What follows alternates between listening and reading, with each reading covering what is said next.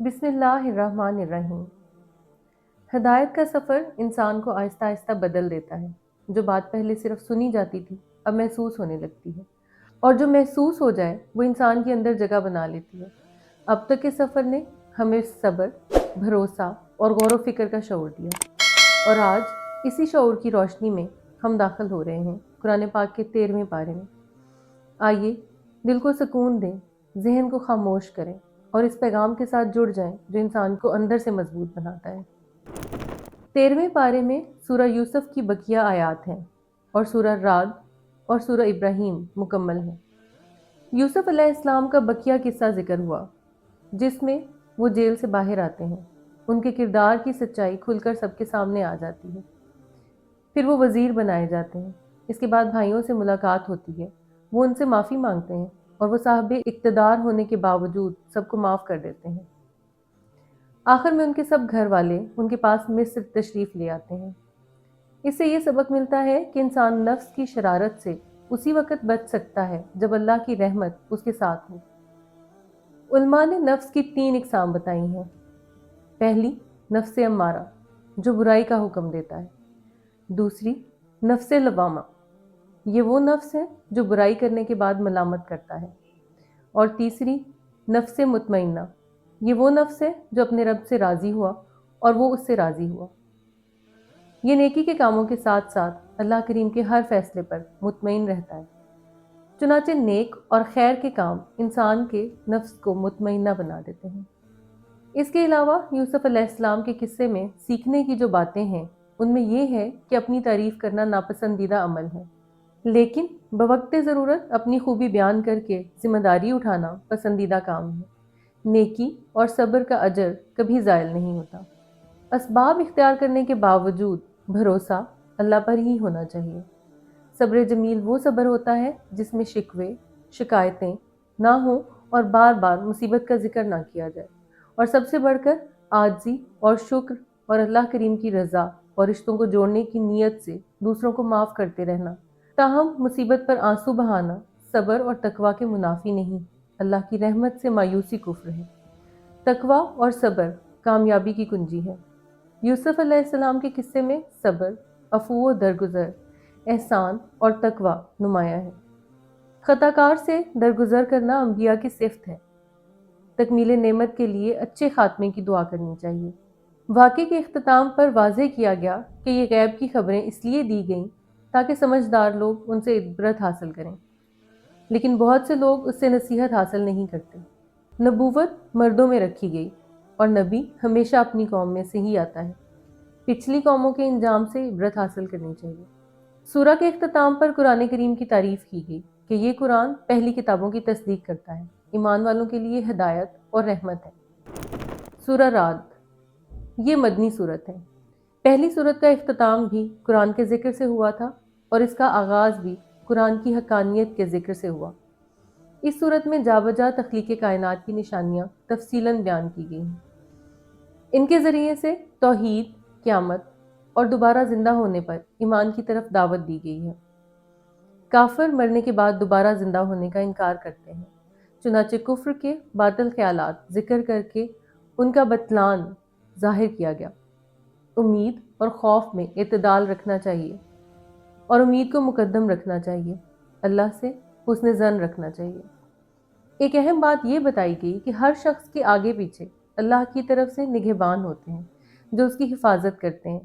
قدرت کا یہ اصول بھی بتایا گیا کہ اللہ اس وقت تک کسی قوم کی حالت نہیں بدلتا جب تک کہ وہ لوگ خود اپنی حالت میں تبدیلی لانے کی صلاحیت اور اس کے لیے کوشش نہیں کرتے۔ ہر چیز اللہ کی تسبیح بیان کرتی ہے، یہاں تک کہ بجلی کی کڑک اور چمک بھی اللہ کی تسبیح کرتی ہے۔ اس کا گرنا بھی اللہ کے حکم سے ہوتا ہے، اس لیے اللہ کو پکارنا ہی حق ہے۔ آسمان اور زمین کی ہر چیز اللہ کو سجدہ کرتی ہے۔ آسمان سے برستی بارش بھی اللہ کی نشانی ہے۔ اللہ تعالیٰ مختلف مثالوں سے اپنے بندوں کو یہ بات سمجھاتا ہے کہ وحی الہی کا نزول بارش کے نازل ہونے کی طرح ہے۔ جس طرح پانی جسم کے لیے زندگی ہے، اسی طرح وحی اور علم روح کے لیے زندگی ہے۔ جو لوگ اللہ کے احکام مان لیتے ہیں ان کے لیے بھلائی ہے، اور جو روگردانی کرتے ہیں ان کے لیے برا حساب ہے۔ حق کو نہ ماننے والے اندھے کی طرح ہوتے ہیں۔ عہد کو پورا کرنا، صلہ رحمی، رب کی خشیت، حساب کا خوف، رب کی رضا کے لیے صبر، نماز کا قیام، پوشیدہ اور اعلانیہ خرچ، برائی کا جواب بھلائی سے دینا مومن کی خصوصیات ہیں۔ بدسلوکی کے جواب میں حسن سلوک کی بہت اہمیت اور اجر ہے۔ ایسا کرنے والوں کے ساتھ جنت میں ان کے ایمان والے آباء و اجداد اور اولاد بھی داخل ہوں گے۔ فرشتے جنت کے ہر دروازے سے ان کے استقبال کو آئیں گے اور سلام کریں گے۔ یہاں پھر ظاہر ہوا کہ صبر کا بدلہ بہترین ہے۔ دوسرا گروہ جو عہد کو توڑتا ہے، قطع رحمی اور فساد کرتا ہے، وہ لعنت کا مستحق ہے اور آخرت میں برا ٹھکانہ ان کا منتظر ہے۔ یہ بھی بتا دیا کہ رزق کی تقسیم اور اس کی تنگی اور فراخی اللہ کے ہاتھ میں ہے۔ ہدایت رجوع کرنے والوں کے لیے ہے اور دل کا اطمینان اللہ کے ذکر میں ہے۔ اس لیے ذکر اللہ پر ثابت قدم رہنا چاہیے۔ اگر ذکر سے دل مطمئن نہ ہو تو ایمان کا جائزہ لینا چاہیے۔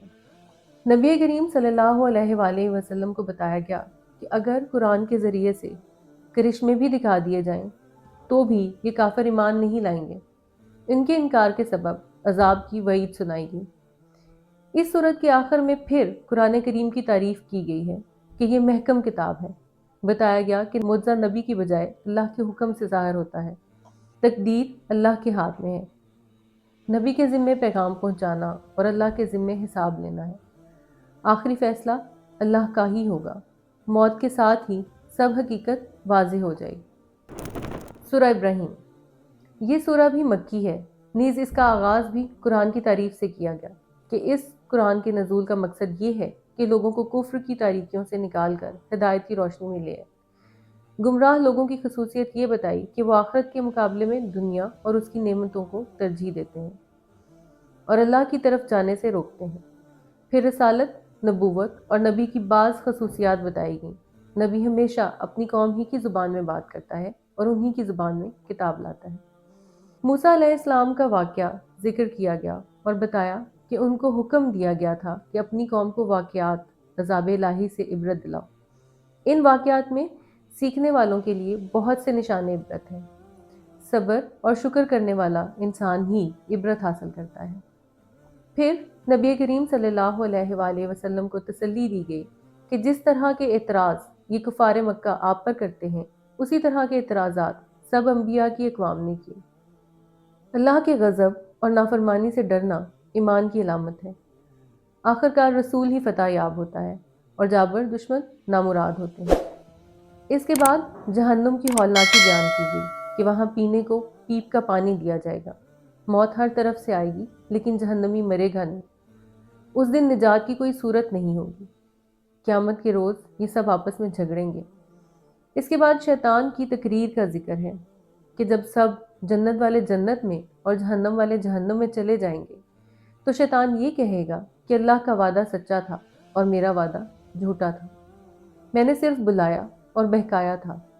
بات تم لوگوں نے خود مانی تھی۔ آج ہم ایک دوسرے کی کوئی مدد نہیں کر سکتے۔ میں اللہ کے شرک کا انکار کرتا ہوں۔ شیطان اپنے سب جرائم کا اقرار اس لیے کرے گا تاکہ اہل جہنم اور زیادہ حسرت اور غم کا شکار ہوں۔ ایمان والوں کو جنت کی بشارت ہے، وہاں دعائے ملاقات سلام ہوگی۔ پھر کچھ بات پاکیزہ کلام اور ناپاک شرکیہ کلمات کی گئی۔ پاکیزہ کلام یعنی توحید کو پاکیزہ مضبوط درخت سے تشبیہ دی گئی ہے۔ اس کا فیض عام ہوتا ہے۔ اسی طرح مومن کا فیض بھی عام ہوتا ہے۔ مومن کو درخت سے اس لیے تشبیہ دی گئی کیونکہ اس میں 3 چیزیں درخت کی طرح ہوتی ہیں۔ دل میں ایمان کی گہری مضبوط جڑیں، زبان سے اس کا اظہار جو درخت کے تنے کے مماثل ہے، اور اعضاء سے عمل جو اس کی شاخوں اور پھلوں کی طرح ہے۔ یہاں درخت سے مراد کھجور کا درخت ہے۔ کھجور کا درخت سارا سال ہرا بھرا رہتا ہے۔ اسی طرح مومن کو بھی ہر وقت فیض پھیلانا چاہیے۔ کفریہ کلمات کو جڑی بوٹیوں سے مثال دی گئی۔ جس طرح اس کی بنیاد کمزور ہوتی ہے، اسی طرح کفر کی بنیاد بھی کمزور ہے۔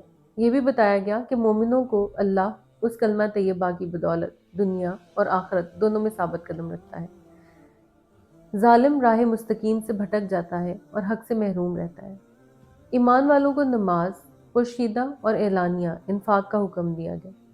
بتایا گیا کہ قیامت کے دن کوئی خرید و فروخت ہوگی اور نہ ہی کوئی دوستی کام آئے گی سوائے اس کے جو اللہ اور رسول کریم صلی اللہ علیہ وآلہ وسلم کی محبت میں انہی کی خوشی کے لیے کی گئی ہو، اور یہی لوگ اولیاء اللہ بھی کہلاتے ہیں۔ پھر بتایا کہ سمندروں میں کشتیوں کے چلنے، دریا، سورج، چاند، رات اور دن کے آنے جانے میں عقل والوں کے لیے نشانیاں پائی جاتی ہیں۔ بتایا گیا کہ اللہ کی نعمتیں بے حساب ہیں، کوئی ان کا حساب نہیں رکھ سکتا۔ ابراہیم علیہ السلام کی دعاؤں کا ذکر کیا گیا۔ انبیاء کا اخلاق یہ ہے کہ وہ نافرمانوں کے لیے بھی دعا کرتے ہیں۔ ابراہیم علیہ السلام نے صالح اولاد پر اللہ کا شکر ادا کیا، نماز کی توفیق مانگی اور مغفرت طلب کی۔ مومنوں کی تسلی دی گئی کہ اللہ کافروں سے غافل نہیں ہے، ان کو مصلحت کی وجہ سے مہلت دی جا رہی ہے۔ جہنم کی ہولناکی بہت سخت ہوگی، اس دن عذاب کو دیکھ کر یہ نافرمان مہلت مانگیں گے، لیکن اللہ بہت زبردست انتقام لینے والا ہے۔ پھر تفصیل سے قیامت کی ہولناکی بیان کی گئی۔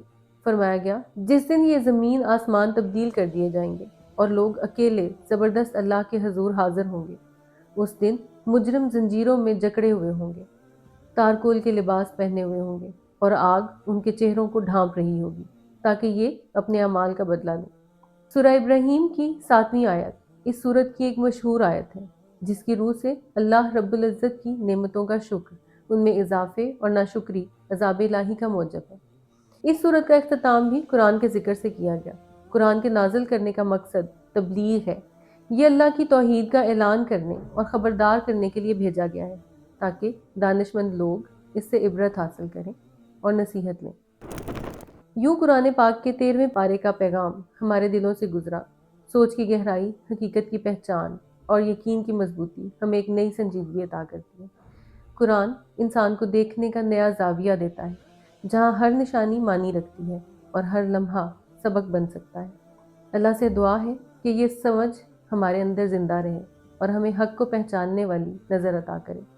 اور اب ہدایت کا یہ مسلسل سفر ہمیں آگے بلا رہا ہے۔ انشاءاللہ اگلی منزل میں قرآن پاک کا 14واں پارہ ہوگا۔ ملتے ہیں اگلی روشنی کے ساتھ، تب تک اللہ حافظ۔